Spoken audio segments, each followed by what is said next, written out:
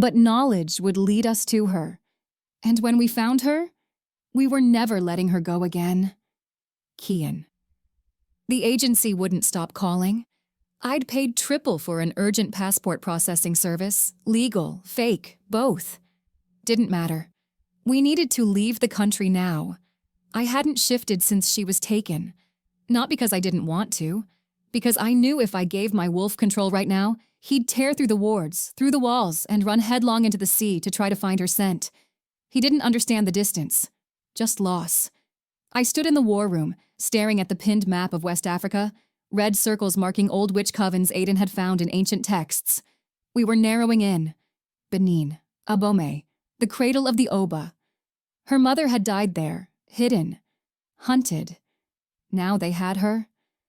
I swore under my breath and shoved the passports into a folder. I didn't care if the council tried to stop us, or if international territory laws forbade pack travel beyond European zones. Let them try. Ciel was our Luna, and I would burn every treaty to ash before I let anyone else claim her. Liam. I couldn't stay inside. I couldn't listen to her silence. Declan and I shifted before the sun rose, our paws hitting the earth like thunder. We didn't run for clarity. We didn't run for discipline. We ran to survive. Because without her near us, something in our chests had cracked wide open, and every breath hurt. I missed her laugh. I missed the way she walked barefoot down the hallway, muttering to herself when she was deep in thought. I missed her scent, her energy. That weird little snort she made when Aiden made a smart-ass comment about her history books. Declan let out a low, brutal howl beside me. We couldn't shift our grief away. Couldn't run fast enough to silence the mating bond tearing at our insides. But we ran anyway. Until we collapsed side by side in the mud near the western ridge. Our wolves panting, fur soaked, claws dug into the dirt. She's still alive, Declan said through the mind link. His voice was shaky.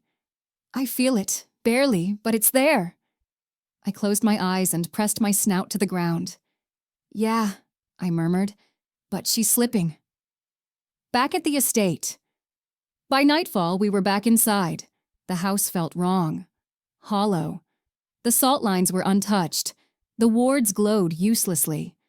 But she was gone. Her room door was still open, like she'd stepped out to get water and would be back any second. But she wouldn't be. Not unless we tore the veil between our world and hers.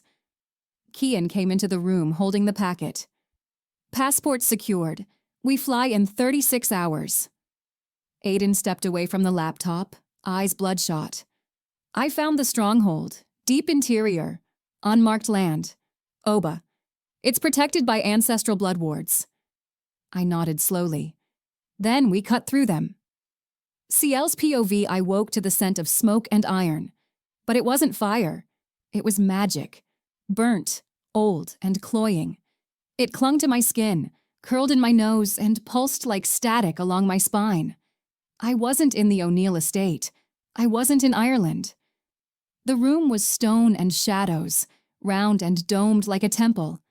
Candles flickered in tall brass holders carved with symbols I didn't recognize but somehow understood.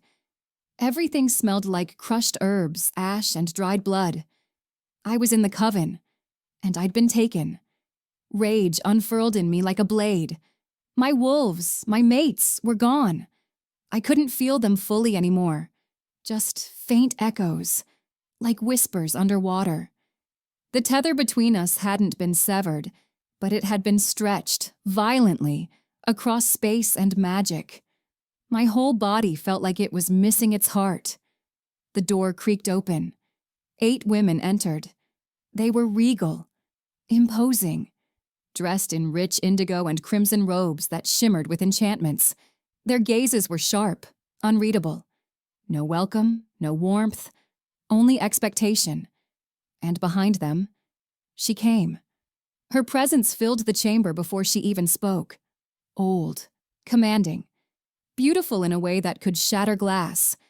Angular cheekbones, skin like dark polished stone, and silver locks bound in coils atop her head like a crown. I didn't need a name. My blood recognized her. "My granddaughter," she said, voice rich and cold as river clay. "Where the fuck am I?" I snapped, standing fast despite the dizzying pull of magic in the room. "You are home," she replied calmly. "This is not my home. You were born from this blood, from our legacy. You are Oba, girl. This land hums in your marrow. I had a life, a home, mates." My voice cracked with fury. "You stole me from them." She tilted her head. "You were claimed by wolves, fools driven by instinct and rut. They do not understand what you are, but we do." "You don't know anything about me," I spat. The other witches remained silent, watching, judging. My grandmother moved forward, her eyes boring into mine. "She wants to use me. She always wanted power. You are power wrapped in prophecy." Ciel's jaw tightened. "Then I'll become the prophecy. But not for her." That was the moment I knew. She wasn't surviving. She was preparing. Tonight, we sat under the moonlight in the courtyard, where the stones still remembered sacrifice. "She will call for you soon," I told her, passing her the small carved gourd. "Inside, ancestral salt, wolf's fur, and iron root. She'll test you, push you, threaten to strip you of your name." Ciel looked at me. There was no fear left in her. "Let her try," she whispered, "because I know who I am now. I'm not just her blood. I'm not just my mother's daughter. I'm not just their Luna." She stood slowly, her aura flaring, gold and ash and stormlight. Her wolf shimmered beneath her skin, eyes glowing beneath her own. I'm mine. Kian's POV, with reflections from Liam, Aiden, and Declan. The moment we crossed the border into Benin, a different kind of silence fell over us. It wasn't the quiet of empty woods or the sharp stillness of Irish dawns. It was thick with unseen eyes and old magic, as if the very air here breathed caution. The streets were alive with color. Women in bright wax prints carried baskets on their heads. Children darted between stalls piled high with yams and spices, and elders gathered under the shade of baobab trees, speaking in hushed voices. Yet beneath the vibrant life pulsed an undercurrent of fear, especially when we mentioned the name we dared not speak loudly, the Silver Matriarch. Kian sat in the front seat, jaw tight as he scanned the cracked roads, the weathered signs in Fawn and French, and the stacks of hand-drawn maps cluttering the dashboard. "This place," he muttered, voice low and threaded with frustration. "It's like walking through a story where the monsters write the rules." We'd spent days digging through archives, old council contacts, and the obscure corners of digital libraries that didn't welcome wolves or strangers. Our best leads came from whispers, rumors about the Oba Coven and their powerful matriarch, a woman who had outlived wars and treaties, whose magic was woven into the very soil beneath her feet. Aiden stepped out into the town's marketplace, eyes sharp behind dark glasses, as local women eyed us cautiously. We asked about witches, about any sign of a powerful coven that might hold one of ours captive. But the doors closed earlier than usual. Traders folded up their stalls faster. Children were pulled away with urgent whispers.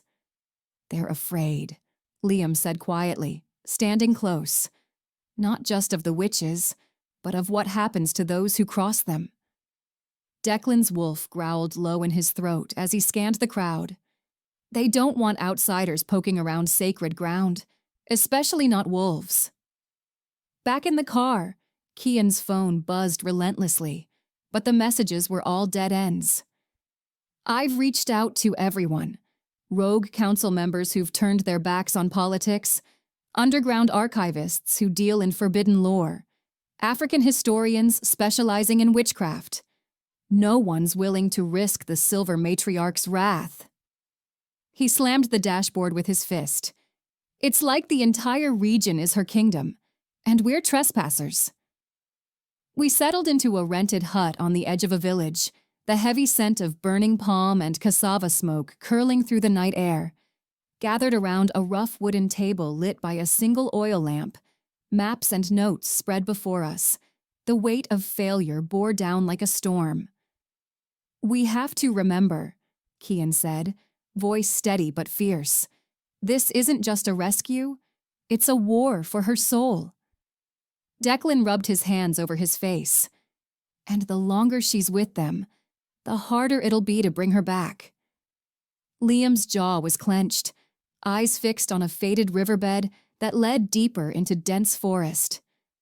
"We're running out of time," he said quietly, "and every step closer feels like walking into a spider's web." Outside, the night was alive with distant howls, wolves far from home, calling out for their lost sister, their mate. Aiden's voice broke the silence. "We will find her. We have to." And beneath that fierce promise was the truth none of us dared say aloud. Without CL, our pack was fractured, our hearts torn, our wolves restless. POV CL. The soft, warm glow of the fire cast dancing shadows against the mud walls, creating an intimate and somewhat eerie atmosphere. Outside, the jungle whispered with its usual life, crickets, frogs, and the distant hoot of some night hunter. But inside, time had thickened into something that felt eternal, a moment suspended in grief, discovery, and quiet rage. My Aunt Iabo settled beside me, her presence a comforting and steady force amidst the turmoil of emotions and magic churning within me. She was my rock, my guide, and the keeper of stories I desperately needed to hear. "I want to tell you about your mother," Iabo began, her voice a mix of reverence and deep, underlying sorrow. It was a tone that spoke of both love and loss, of memories cherished and wounds that never truly healed. "Your mother's name was Siora," she began softly, her accent wrapping around the syllables like a lullaby. "She was my younger sister, the brightest, boldest of us. Even when we were girls, she questioned everything. Our mother, your grandmother, called it rebellion. I called it strength." I leaned in, my hands trembling slightly, eager to absorb every word, every detail. The fire crackled, its sound a soothing backdrop to the heavy conversation that was about to unfold. "Your mother was unlike any other in the coven," Iabo started, her eyes reflecting the dance of the flames. "She stood out not just because she fell in love with your father, the dire wolf, but because she chose love over duty in a world that demanded blind obedience." My heart ached as I imagined my mother's struggle, her bravery, and the depth of her love for my father. It was a love story that transcended species and cultural norms, a love that was both beautiful and tragic. "She wasn't afraid of the old ways," Iabo continued, her voice quiet. "But she didn't believe power should come at the cost of love. And when she met him, your father, everything changed." My breath caught. She had never spoken of him. Not once. My father had been a phantom, a question I buried beneath years of abandonment and a childhood spent in cold, echoing Nebraska orphanages. Now he had shape and story. "His name was Noah," she said, smiling softly. "A dire wolf shifter. Not of this land. He came from the north on a diplomatic mission to learn about our ancestral rights. At least, that's what they told us. In truth, he was searching for something. A prophecy. Or maybe just peace." "They met in secret," Iabo continued, her voice taking on a dreamy quality, as if she were reliving the memories. "Your mother was born into this coven, groomed to be a powerful witch, a vessel for ancient magic. But when she met your father, she saw a future beyond the confines of her coven, a future with freedom, with family, with love. Your mother met him in the forest. She was gathering nightleaf alone. He was tracking a creature that had crossed into sacred land. They should have fought, or ignored each other, but neither of them did. They talked for hours, and something in her unraveled in that moment. I imagined it. My mother, with skin like onyx and eyes full of defiance, meeting a wolf in the shadows of a sacred forest, two enemies not meant to be lovers, but drawn together like tides. Did she love him? I asked, my voice barely a whisper. Iyabo nodded slowly. With everything she had, she risked exile for him, death, and she got both. She defied your grandmother, Iyabo said softly, a note of pride creeping into her voice. Risked everything to run away with him. The words hit like a slap. I flinched. She died because of me. No, to protect you and the life they wanted to build together. Iyabo's voice turned firm, sharp. She died because our mother, your grandmother, believes that obedience is more important than truth. Siora refused to give you up. When she learned she was pregnant, she ran. Noah tried to take her back to his homeland, but the coven found them before they could leave Africa. Tears welled up in my eyes, blurring my vision. I could feel the weight of their sacrifice, the depth of their love, and the immense loss that followed. Iyabo's expression is somber. The coven saw her as a traitor, a threat to their power and the purity of their bloodline. They couldn't allow her to weaken them, so they hunted her down like an animal. Iyabo's gaze was steady and sad. Your father feared they'd kill you if they found you. So he left in the night, took you across continents, and hid you in a place no one would think to look. An orphanage in Nebraska. It was the only way he could protect you. Tears burned in my throat. The loneliness I'd carried my entire life suddenly had names, reasons. Love, even in its most desperate form. Tears burned in my throat. The loneliness I'd carried my entire life suddenly had names, reasons. Love, even in its most desperate form. I felt a mix of anger and sadness well up inside me. My mother had fought for love, for freedom, and she had paid the ultimate price. But her spirit lived on in me, and I was determined to honor her memory. I pressed my fists to my chest. My wolf whimpered inside me, curling tighter. I don't know who I am anymore, I admitted. I'm not just a wolf. I'm not just a witch. I'm the product of something everyone seems to fear. Iyabo reached out, taking my hand in hers. Her grip was firm, her touch comforting. You are more than their legacy, Ciel. You are your own force, a power unto yourself. And I will teach you to wield it, to control it, and to use it to rewrite the story of our coven. You are a bridge between old magic and wild blood, between order and chaos. Your mother believed that you were the start of something new. In that moment, surrounded by the warmth of the fire and the weight of my mother's legacy, I felt a fire ignite within me. It was a blend of pain, pride, and a fierce determination to honor my mother's memory and forge my own path. I was no longer just a daughter of this coven. I was its reckoning, the embodiment of rebellion and the harbinger of change. My name is Ciel, daughter of a witch who defied a kingdom, daughter of a wolf who bled to keep me safe. I turned to Aunt Iyabo. She rose with me, a proud smile ghosting her lips. Then it's time you learn the last rite, the one your grandmother forbade us to teach. POV Kian. We had finally found her. The call came just after midnight, from a quiet voice on a secure channel. An old favor cashed in from a witch who once loved a wolf, long before such unions were written off as blasphemy. The coordinates were scribbled in Liam's notebook, the ink still wet as we stared down at it around the table like it was the key to a kingdom. Or a war. I didn't need to say it aloud. We all felt it in our bones. Ciel was alive, and she was waiting for us. It had been 3 weeks since they took her. 3 weeks of hunting in silence, clawing through dead ends, rituals, forbidden texts, maps that were older than language. We hadn't shifted in days, not because we didn't want to, but because our wolves were too volatile, too close to the edge. Declan and Liam barely spoke. Aiden hadn't slept more than 2 hours a night.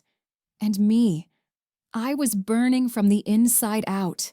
She wasn't just our mate. She was our Luna. And I would burn every inch of this continent to get her back. We moved through the compound like shadows, silent, calculated. Liam and Declan returned from their final border patrol, mud caked to their boots and fresh rage in their eyes. "She's in a fortified zone near Uwaida," Liam said, tossing his pack down beside the table. "Deep forest, the kind of place where only witches tread without fear." "The kind of place that eats wolves alive," Declan added. "But I say let it try." My gaze drifted to the map again. I could feel her, not just her magic, but her presence, threaded through our bond like an echo trying to become a scream. "She's strong," Aiden murmured, standing beside the window. "But she's changed. Her aura's sharper, more precise." "She's learning magic," I said. Aiden turned to me, eyes gleaming. "She's remembering who she is." We didn't sleep that night. Instead, we prepared. Declan cleaned the weapons. Not that we would use them, not when our wolves were sharper than blades. But silver still had its place. Liam laced the floorboards with concealment sigils. Witches could mask their territory, but not their pulse. If she was there, we'd feel it. I ran through the plan again. Storm the perimeter, breach the ward wall, draw the witches out, get CL back. "Even if she resists?" Aiden asked quietly.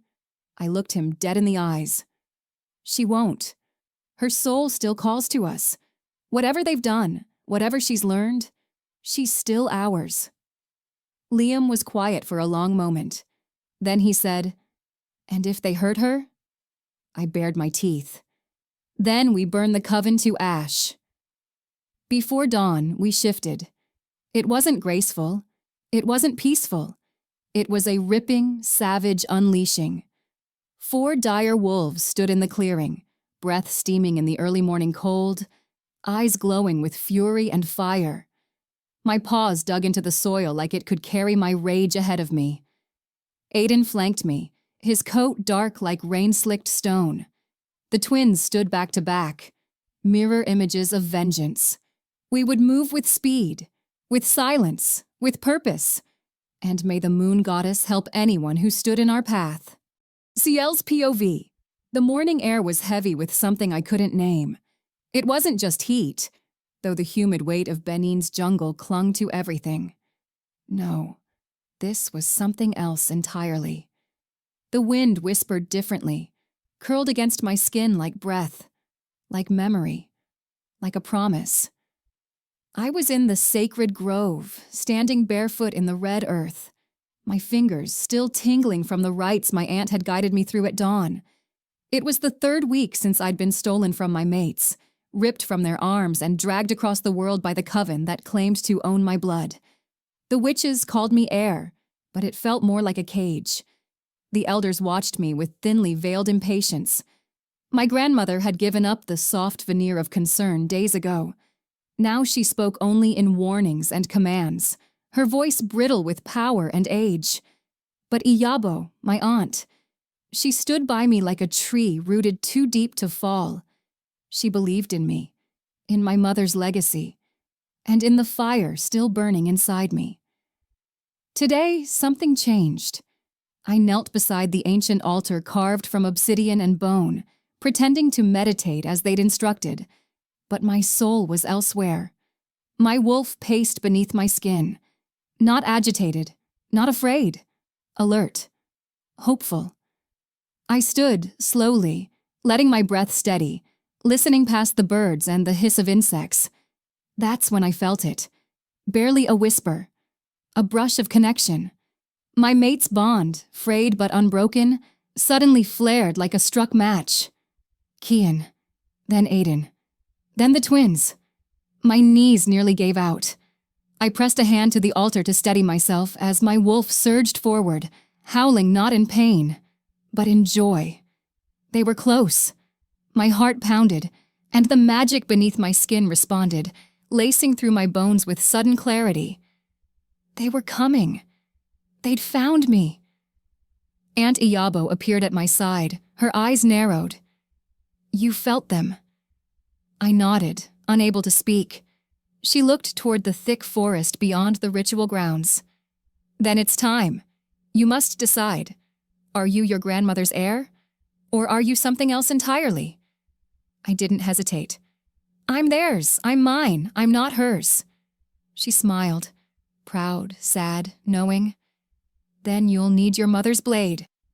We moved quickly. Iyabo knew the guards' rotations. She'd been planning this as long as I had, maybe longer. Inside the old catacombs beneath the compound, she uncovered a wrapped bundle hidden beneath ancestral bones. My hands shook as I unwrapped it. Cold steel, obsidian hilt, etched with the runes of the McLaughlin bloodline. My mother's blade, the one she carried when she ran. She used this to protect you, Iyabo said. It's yours now. As I gripped it, the blade thrummed with power. Not borrowed. Mine. Outside, the air turned sharp. They were closer. My bond with Kian flared again. Then Aiden joined, pulsing like a second heartbeat beneath my ribs. Liam, Declan, all of them. Their fury. Their love. Hurry, I whispered into the wind. I'm waiting. Aiden's POV. The jungle parted like it remembered fear. We moved fast, silent, primal, deadly. Kian led the way, his hulking wolf form slinking through the brush like smoke. Liam and Declan flanked him, bloodlust thrumming in the air between us. I brought up the rear, my claws sinking into the dirt with every step, my breath sharp and measured. We weren't just running, we were hunting. And they had our Luna. The Coven's barrier shimmered in the distance, a veil of sickly gold magic woven through vines and ancestral bones. Even before we crossed the threshold, I could feel her, my mate, our mate. Her soul pulled at me like gravity, like breath. She was awake, aware, ready. The moment we crossed into the warded zone, everything changed. The earth screamed beneath our paws. Magic surged against us like a tide, but we didn't stop. Couldn't. Kian let out a guttural growl. Forward. A howl erupted from Declan as he launched forward, jaws wide, ripping into the first witch sentry before she could raise her staff. Blood sprayed across the vines, steam rising from it where it touched cursed bark. Liam tore through a second, spine snapping beneath the force of his jaws. I leapt, catching a third mid-air, tearing into her with a roar that echoed through the canopy. Then they started casting. Runes ignited. Air cracked with power. Kian shifted mid-stride, his body towering in hybrid form, muscles rippling as he took the brunt of a kinetic blast. He roared through the impact and hurled the witch across the ritual stones like a rag doll. Get to her, he snarled. I'll hold this line. Liam and Declan didn't argue. They shifted down and bolted toward the central compound. I hesitated. My pulse thrummed with rage and fear. The bond between CL and me had never felt more alive, more painful. Aiden, go! Kian barked, blood dripping from his mouth. I ran. The Coven's defenses were built for fear, not fury. That was their first mistake.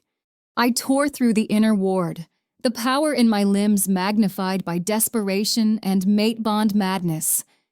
Witches chanted from platforms above, throwing fire, ice, and illusions. But I could smell her. Beneath the stone, deeper in the earth. Underground. Liam was already shifting back to human as he kicked open the door to the catacombs. Declan stood beside him, claws slicked with blood, his eyes wild. We didn't speak. We descended. The first thing I saw was her silhouette, blade in hand, hair damp with sweat, aura lit with power I barely recognized. Then she turned. Aiden, she breathed. My heart shattered. And then her grandmother stepped from the shadows, eyes blazing. No further. Liam didn't wait. He lunged. Magic surged, throwing him back into the stone wall with a sickening crack. Declan roared and went next, but the senior witch conjured a whip of lightning and lashed it across his chest, knocking him to the ground. I stepped forward, shifting mid-stride, fury roaring through me. "You don't get to take her again." The witch raised her hand. Too slow. I tackled her through the wall of vines. CL screamed my name, but she didn't run. She fought. What followed wasn't a battle. It was carnage. Magic met claw. Spell met fang. The compound burned. Bodies fell. Blood soaked the red earth. And when Kian joined us again, his face was torn. One arm useless, but his power undiminished. We fought as one. Not just wolves, not just mates. We were vengeance. We were hers. Aiden, Liam, and Declan's POV. The jungle parted like it remembered fear. We moved fast, silent, primal, deadly. Kian led the way, his hulking wolf form slinking through the brush like smoke. Liam and Declan flanked him, bloodlust thrumming in the air between us. I brought up the rear, my claws sinking into the dirt with every step, my breath sharp and measured. We weren't just running, we were hunting. And they had our Luna.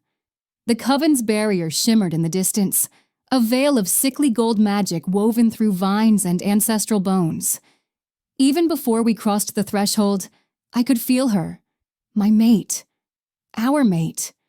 Her soul pulled at me like gravity, like breath. She was awake, aware, ready. The moment we crossed into the warded zone, everything changed. The earth screamed beneath our paws. Magic surged against us like a tide, but we didn't stop. Couldn't. Kian let out a guttural growl. Forward. A howl erupted from Declan as he launched forward, jaws wide, ripping into the first witch sentry before she could raise her staff. Blood sprayed across the vines, steam rising from it where it touched cursed bark.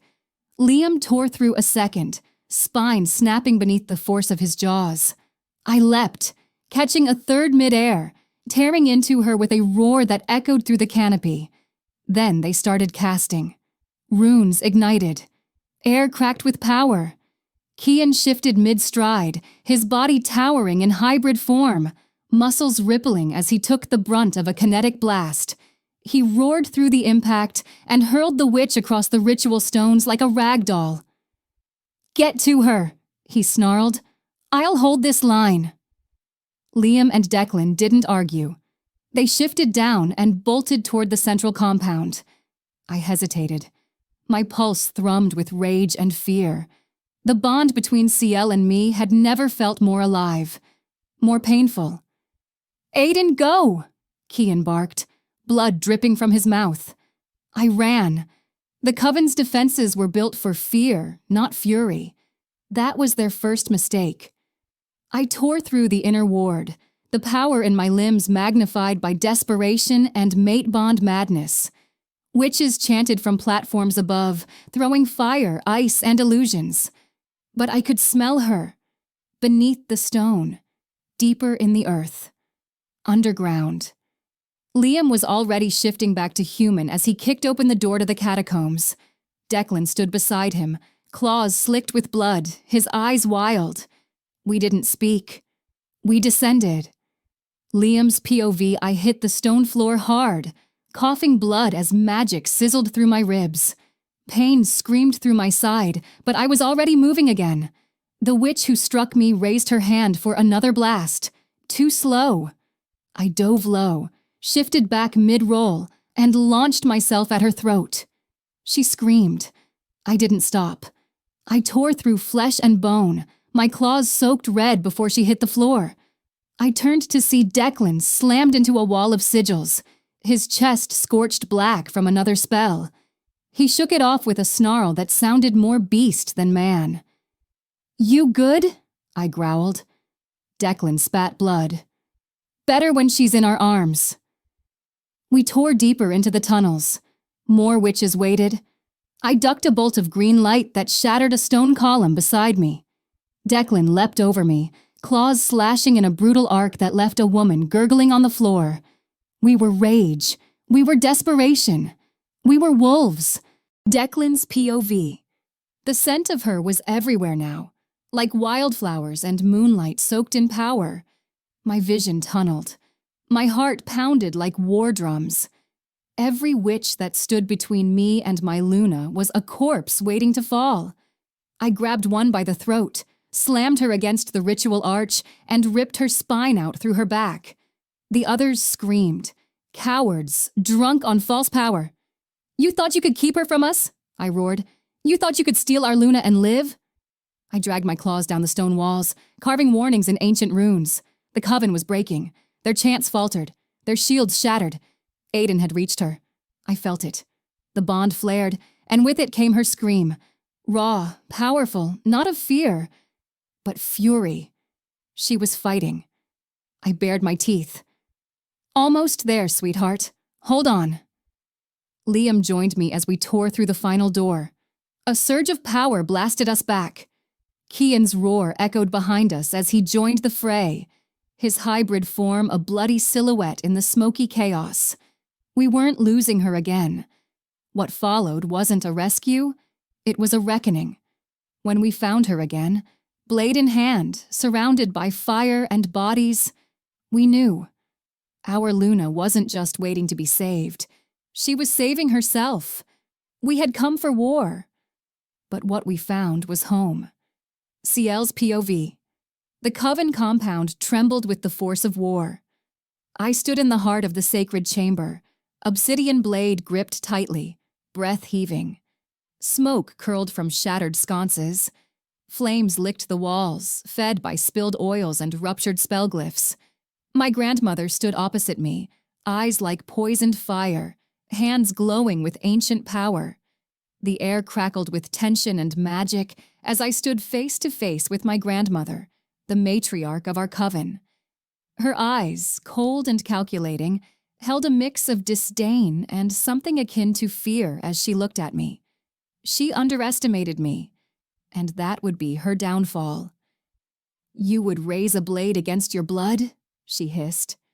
"You stopped being my blood the moment you tore me from them." Her lips curled. "You belong to the witches, to the goddess, not to beasts. You think you can defy me, girl?" my grandmother sneered, her voice like ice. "You are nothing but a pawn in a game you do not understand." I met her gaze steadily, my voice firm and unyielding. "I am no one's pawn. I am Ciel, daughter of a dire wolf and a powerful witch. I am a force to be reckoned with, and you will not control me." Iyabo stood by my side, her presence a source of strength and comfort. Her own magic shimmering like a copper halo around her dark skin. She had taught me so much in the short time we had together, how to harness my magic, how to embrace my dire wolf, and how to fight with both heart and power. I owed her everything, and I was determined to honor her and my mother's memory in this battle.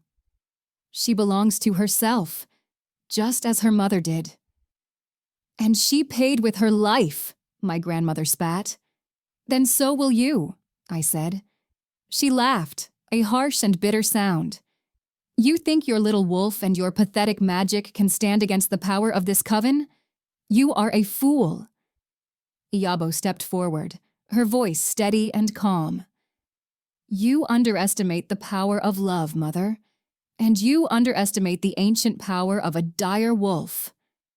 My grandmother's eyes narrowed, and she raised her hands, dark energy swirling around her like a storm. "Then let us see who is truly powerful." The battle began with a clash of wills and a surge of magic. My grandmother's spells were dark and twisted, designed to control and dominate. The air cracked as we collided. My grandmother launched a bolt of dark flame toward me, but Iyabo intercepted it with a ward shield, her scream echoing through the chamber. I darted left, closing distance as I channeled the spell work Iyabo had taught me into the blade. But I was ready for her. Iyabo and I moved in sync, our magic complementing each other, a dance of light and shadow. My grandmother screamed and sent a cyclone of thorns spiraling toward me. They sliced my arms, my face, but I didn't stop. I could feel my mates now. They were near. They were bleeding for me. So I would bleed for them. I felt the power of my dire wolf surge within me, a wild and untamed force that demanded to be unleashed. I embraced it, letting it fuel my magic, making me stronger, faster, and more deadly. My grandmother's eyes widened in shock as she felt the full force of my power. "Impossible," she whispered, her voice barely audible over the roar of our magic. I smiled, a fierce and feral grin. "Nothing is impossible when you embrace your true nature." "You will pay for this insolence," she screamed, her voice echoing through the chamber like a curse. Runes carved in my mother's hand pulsed along the obsidian. The blade came down hard, shattering a ward crystal embedded in the floor. Power ruptured outward, breaking half the protective spells holding the Coven's stronghold together. Iyabo summoned fire from the earth, sending it roaring across the floor.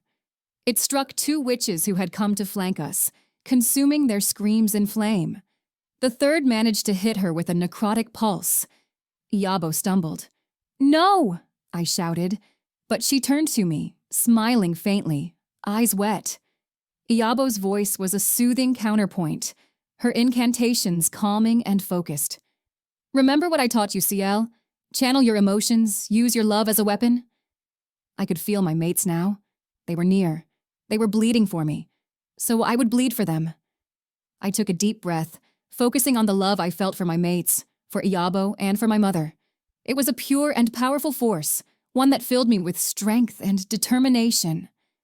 I let it flow through me, infusing my magic with an intensity that was almost blinding. My grandmother rose, her eyes burning with a dark and twisted magic. She pointed at Iyabo, her lips curling into a snarl. "You will pay for your betrayal, daughter." A bolt of dark energy shot from her fingers, striking Iyabo in the chest. Iyabo crumpled like ash in the wind. "No!" I screamed, my heart shattering as I saw my aunt's life force draining away. Rage tore through me, pure and blinding. My scream shook the walls. My wolf surged inside me, claws raking at my insides. I let go. The shift hit me like lightning.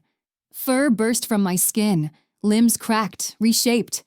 I became something vast, ancient, primal. My dire wolf form towered in the chamber, silver black and glowing with moonlight. My grandmother stumbled back. "No, it's not possible." I leapt. Teeth met flesh. Magic met bone.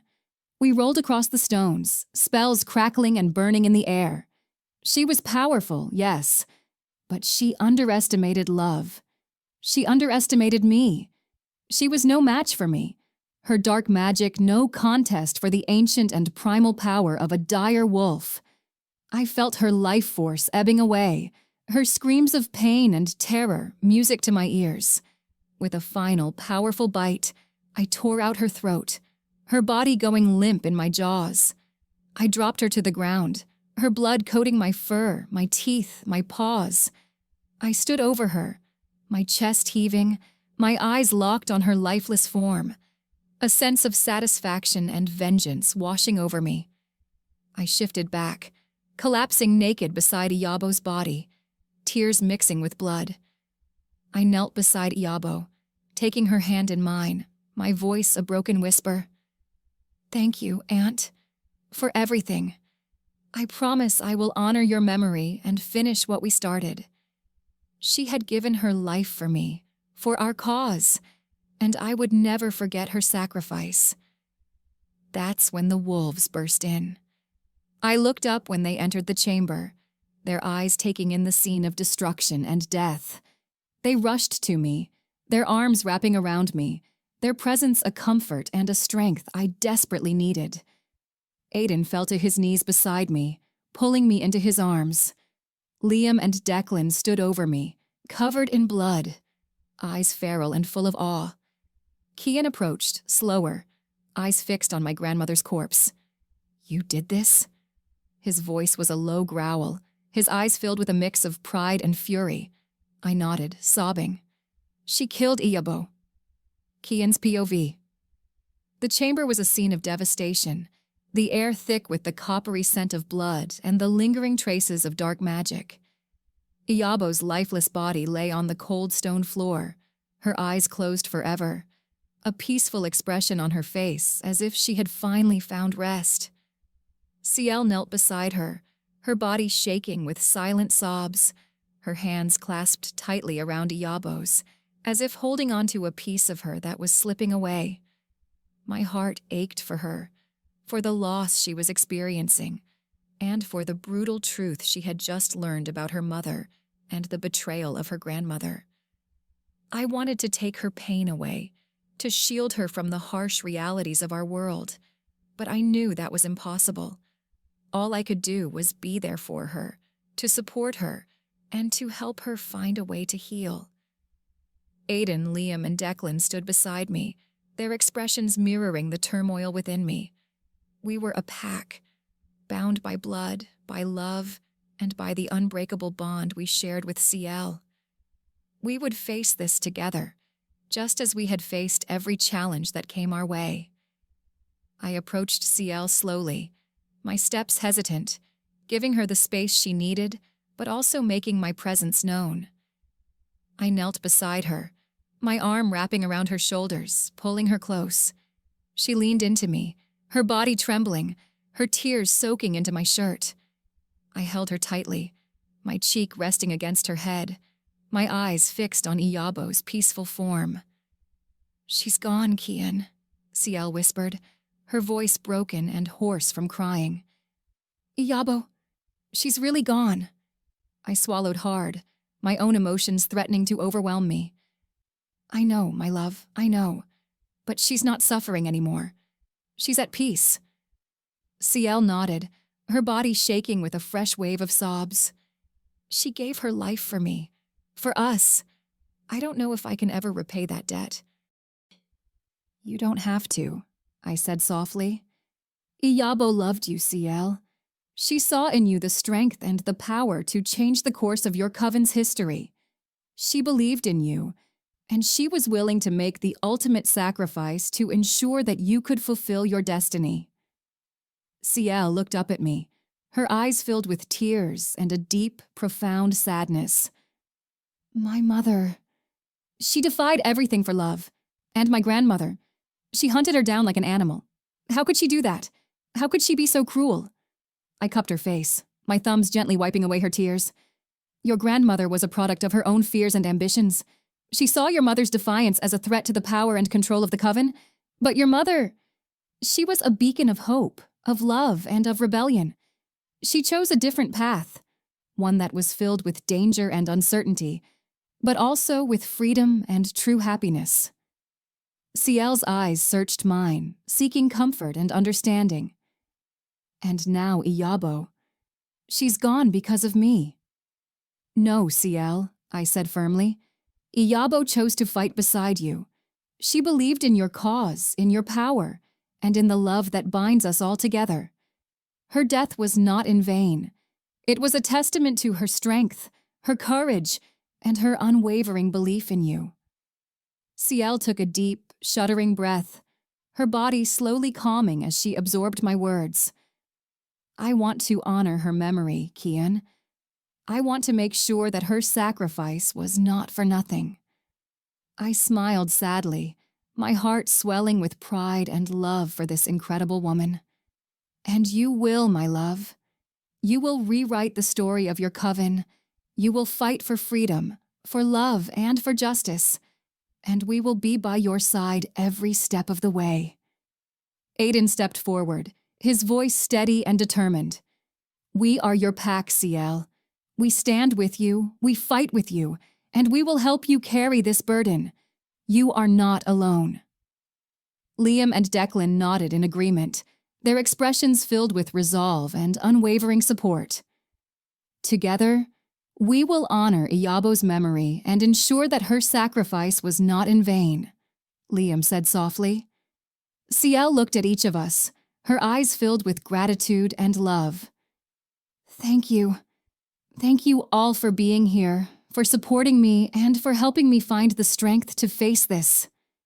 I squeezed her tightly, my voice a low rumble of emotion. "That's what family is for, CL. We are bound by blood, by love, and by the unbreakable bond of our pack. We will face whatever comes our way, together." As we knelt there, surrounded by the aftermath of battle, the weight of our losses, and the promise of a brighter future, I felt a profound sense of purpose and determination. We had lost Iyabo, but her spirit lived on in CL, in her strength, and in her unwavering belief in the power of love and rebellion. I looked down at Iyabo's peaceful form, a lump forming in my throat as I whispered a silent thank you for her sacrifice and her unwavering support. I promised her that we would honor her memory, that we would fight for the causes she believed in, and that we would ensure that her death was not in vain. CL's sobs slowly subsided, her body relaxing against mine as she found solace in our embrace.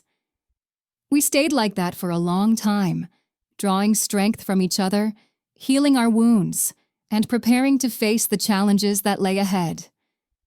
Eventually, CL pulled away, her eyes red and puffy, but filled with a newfound resolve.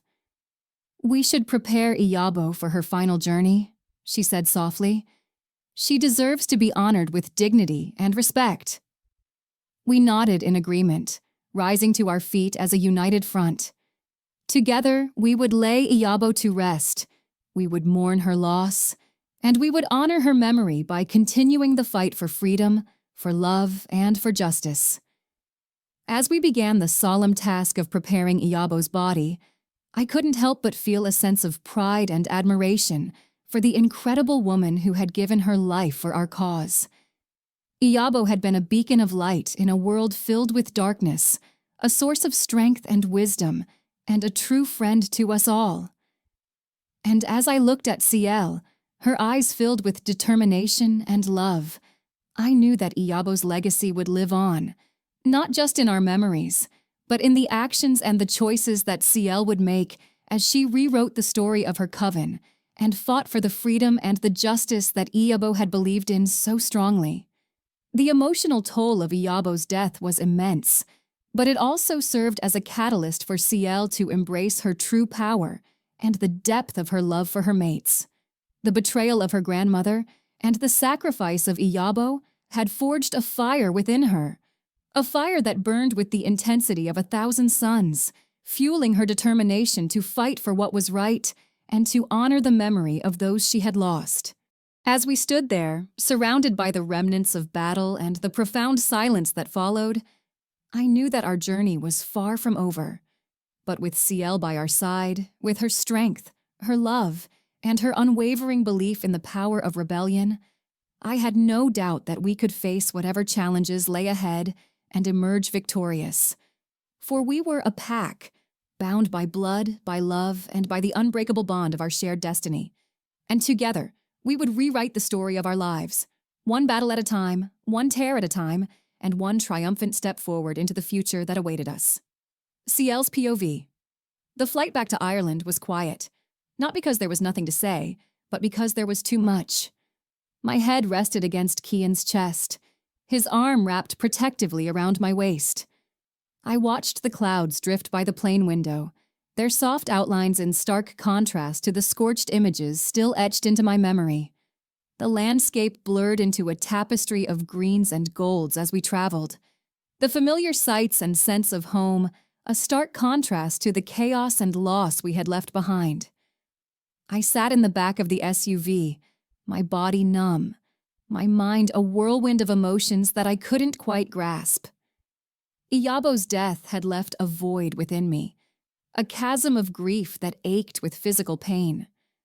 Her sacrifice had been a beacon of love and courage, and I carried that with me, a heavy weight on my shoulders. I also carried the truth about my mother, the betrayal of my grandmother, and the knowledge of my own power.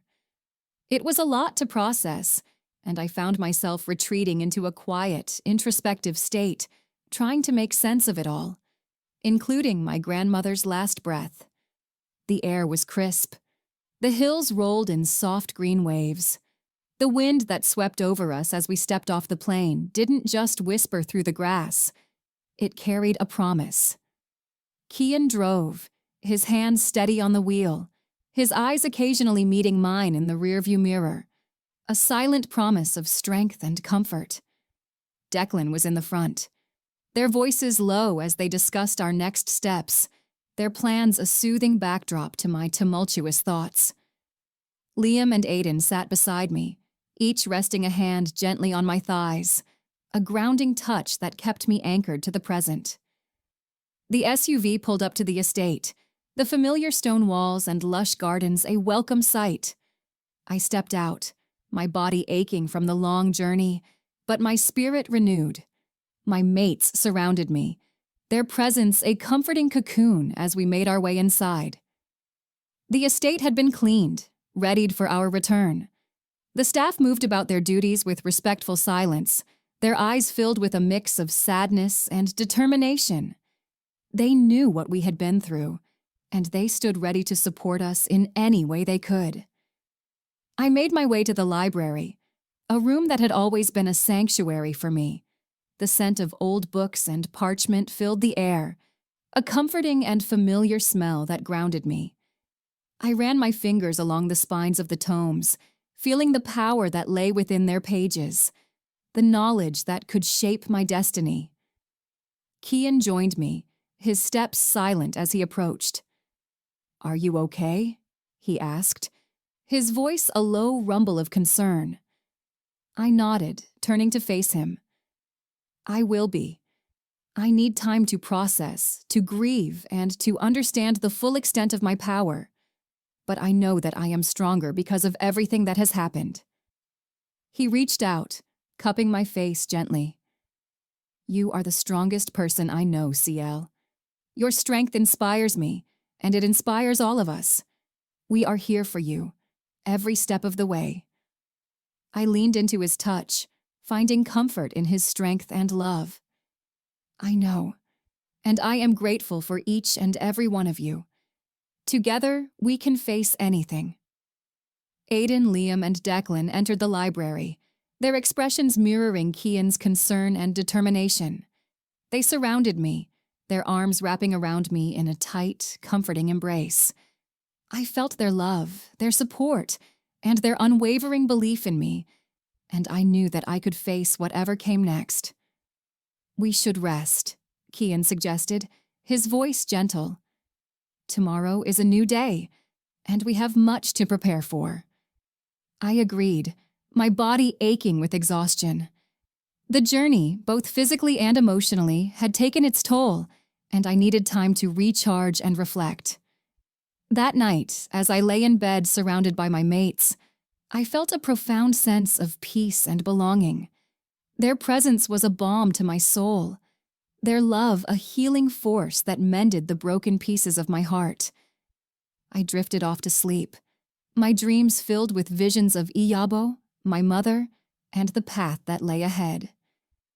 The next morning, I woke to the soft light of dawn filtering through the windows. I stretched, my body feeling refreshed and renewed, ready to face the day and the challenges that lay ahead. I dressed quickly, my mind already racing with plans and strategies, a newfound determination burning within me. As we stood there, surrounded by the remnants of battle and the profound silence that followed, I knew that our journey was far from over. But with CL by our side, with her strength, her love, and her unwavering belief in the power of rebellion, I had no doubt that we could face whatever challenges lay ahead and emerge victorious. For we were a pack, bound by blood, by love, and by the unbreakable bond of our shared destiny.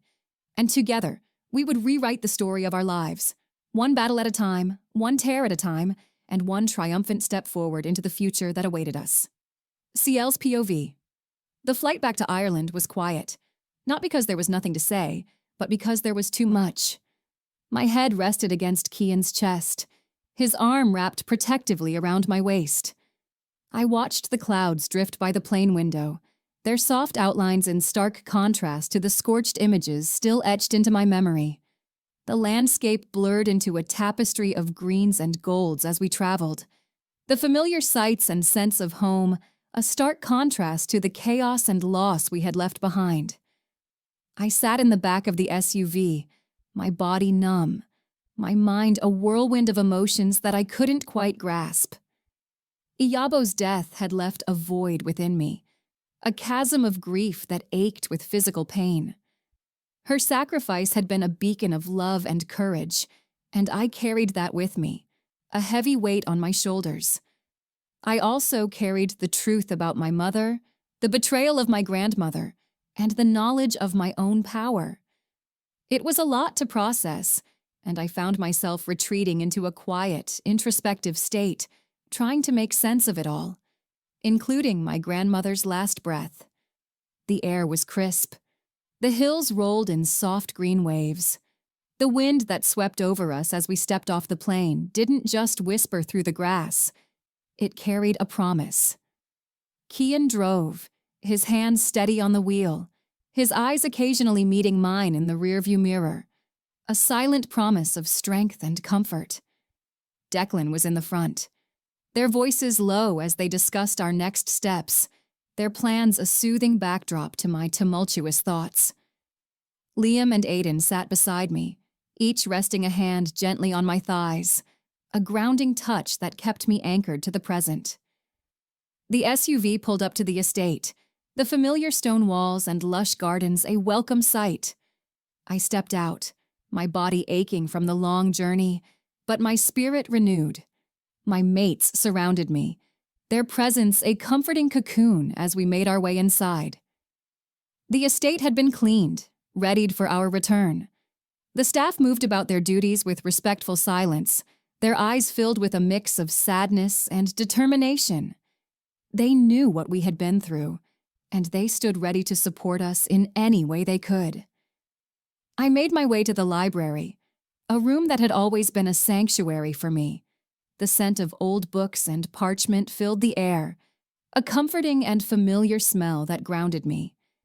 I ran my fingers along the spines of the tomes, feeling the power that lay within their pages, the knowledge that could shape my destiny.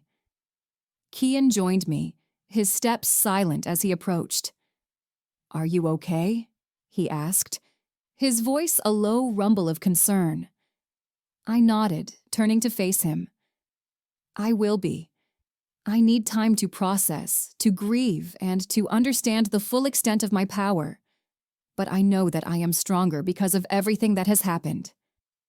He reached out, cupping my face gently. You are the strongest person I know, CL. Your strength inspires me, and it inspires all of us. We are here for you, every step of the way. I leaned into his touch, finding comfort in his strength and love. I know, and I am grateful for each and every one of you. Together, we can face anything. Aiden, Liam, and Declan entered the library, their expressions mirroring Kian's concern and determination. They surrounded me, their arms wrapping around me in a tight, comforting embrace. I felt their love, their support, and their unwavering belief in me, and I knew that I could face whatever came next. We should rest, Kian suggested, his voice gentle. Tomorrow is a new day, and we have much to prepare for. I agreed, my body aching with exhaustion. The journey, both physically and emotionally, had taken its toll, and I needed time to recharge and reflect. That night, as I lay in bed surrounded by my mates, I felt a profound sense of peace and belonging. Their presence was a balm to my soul, their love a healing force that mended the broken pieces of my heart. I drifted off to sleep, my dreams filled with visions of Iyabo, my mother, and the path that lay ahead. The next morning, I woke to the soft light of dawn filtering through the windows. I stretched, my body feeling refreshed and renewed, ready to face the day and the challenges that lay ahead. I dressed quickly, my mind already racing with plans and strategies, a newfound determination burning within me. I made my way to the training grounds, the cool morning air a stark contrast to the fire that raged within me. I needed to channel my emotions, to harness my power, and to forge myself into the guardian that I was meant to be. My mates joined me, their presence a constant source of support and motivation. We trained together, our movements synchronized, our breaths matching in a rhythmic dance of power and precision. I felt my strength growing, my magic surging through me like a wild river, untamed and powerful. As the days turned into weeks, I embraced my role as Luna and hybrid guardian with a fervor that surprised even me. I trained relentlessly, pushing my limits and discovering new depths of power and ability. My mates were by my side every step of the way, their support and love a constant force that drove me forward. The bond between us grew stronger, forged in the fires of our shared experiences and the unbreakable love that bound us together. We were no longer just mates. We were partners, warriors, and guardians of each other's souls. Our connection was a living, breathing entity, a force that could not be denied or broken. I took the time to explore my witch heritage, delving into the ancient tomes and grimoires that lined the library shelves. I sought to understand the full extent of my power, to harness the magic that flowed through my veins, and to use it to protect those I loved. My grandmother's betrayal had left a deep wound, but it had also fueled my determination to rewrite the story of my coven, to forge a new path, and to create a legacy that was built on love, freedom, and justice. I owed it to my mother, to Iyabo, and to myself to see this through, to honor their memories and to ensure that their sacrifices were not in vain. A fresh stone marker waited in the gardens, 2 names etched into the polished granite, Siora and Iyabo, my mother, my aunt, fire and moonlight. I laid lilies between their names and pressed my palm against the carved letters. "I carry both of you now," I whispered. The ceremony was small, just the 5 of us, my mates and I. We burned herbs in a bronze bowl, sang Old Gaelic and Yoruba hymns, and placed wolf fangs and witch stones at the base of the grave. Kian led the rites. Aiden translated the chants. Liam and Declan circled the garden, guarding us with reverence. In the weeks that followed, I trained. I studied. I shifted and shifted again. I learned how to control the ancient flames my mother passed to me, how to feel the pull of moonlight in my blood, how to command the loyalty of wolves with a single look. But what mattered most, what kept me whole, were my mates. Kian taught me balance. His strength steadied me when my emotions surged too far. Aiden fueled my passion for knowledge, sparring with me through history and lore. Liam made me laugh when the weight became too much. And Declan reminded me that rage could be holy and healing. One night, I stood at the edge of the cliff behind the estate, the wind wild in my hair. My wolf was just beneath my skin, waiting, humming.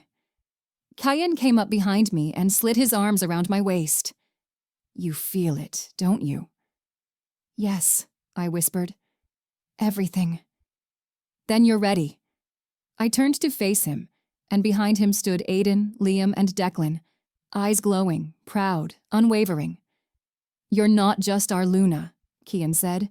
"You're the guardian of this land, the union of 2 great bloodlines, the one who ended the cycle." I felt tears burn my eyes, but I didn't cry. Then let's build something new. For them. For us. That night, I howled beneath the full moon, my voice joined by 4 others. And the wind carried our sound across the valley, across the seas, into the bones of ancient lands. Aiden's POV. The estate was quiet as we returned, the familiar creaks and groans of the old house a comforting soundtrack to the turmoil of emotions swirling within me. Ciel was a mix of quiet grief and steadfast determination, her strength a beacon that guided us all. Seeing her transform into Luna, our guardian, had been both awe-inspiring and incredibly sexy. She was a force to be reckoned with, and I was honored to stand beside her. As we entered the living room, the crackling fire cast a warm, inviting glow over the space. The room was large, with high ceilings and rich wooden panels that gave it a sense of old-world elegance. The fireplace was the centerpiece, its roaring flames casting dancing shadows on the walls, creating an intimate and sensual atmosphere. Ciel stood by the fireplace, her back to us, her silhouette outlined by the warm light. She was a vision, her curves accentuated by the soft glow, her presence commanding and alluring. I exchanged a glance with my brothers, seeing the same hunger and desire reflected in their eyes. We had been through hell and back, and this moment felt like a reunion of souls, a celebration of life and love amidst the darkness.